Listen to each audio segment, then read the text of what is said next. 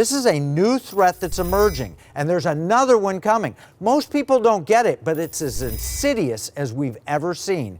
We're undoubtedly early, but this could come like a thief in the night if we are unprepared. Now, I'm not sure how early we are on this threat. Remember, we were early on COVID.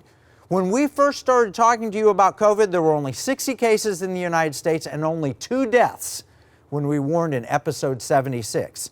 And it was mostly in China, but our warnings were prescient. We told you about coming lockdowns and masks. We told you that most people would survive, especially young people, but it would become a political football. We talked about the massive increase in debt as we had remedies and passing out money to help people get through the crisis. We warned we'd be at $30 trillion in federal debt in the blink of an eye.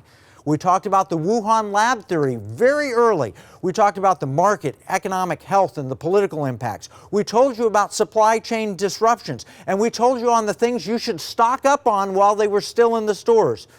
And we also warned about the media panic porn that they would use to win the election.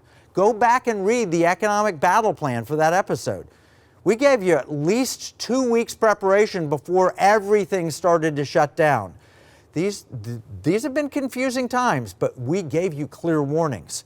And we gave you multiple updates, but the major facts that we shared at the beginning are still true today. I stand behind that episode and the battle plan. We warned you in subsequent episodes about the second order effects. We talked about oil trading at zero, negative prices, actually not zero, below zero, more than a year ago. We warned you in episode 85 with Troy Andrews on April 30th of last year that oil prices would come roaring back. We warned about the Biden policies, should he get elected, how he was going to shut down fracking and pipelines, and that would lead to high oil prices, inflation, and a loss of American energy independence.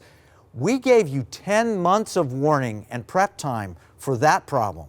We also covered the risks of election hacking starting over 2 years ago. All of the debate over the voting machines and everything else could have been settled long ago. Just look at episodes 20, 21, and 70. They all came out more than a year before the November 2020 election. It was bipartisan and it was fact-based.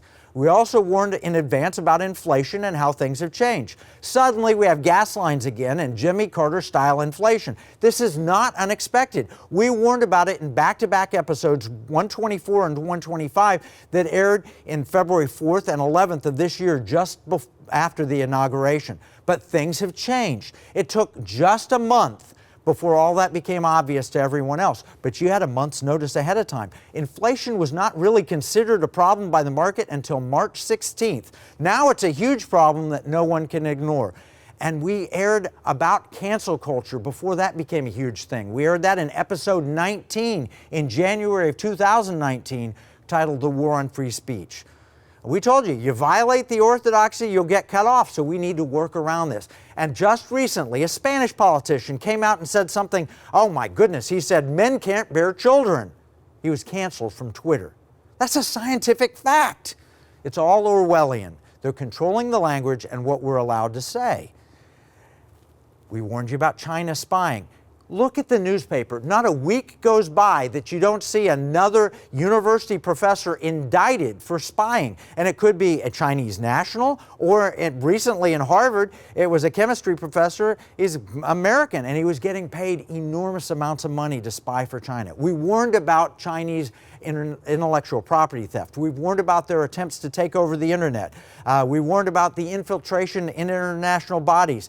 And we know that now from leaked documents that they really do want to take control of the global internet. We've warned about ESG and weaponized investments, and we gave you evidence well before it happened. They have been very hypocritical. We need to push back. Now go back and read those economic battle plans.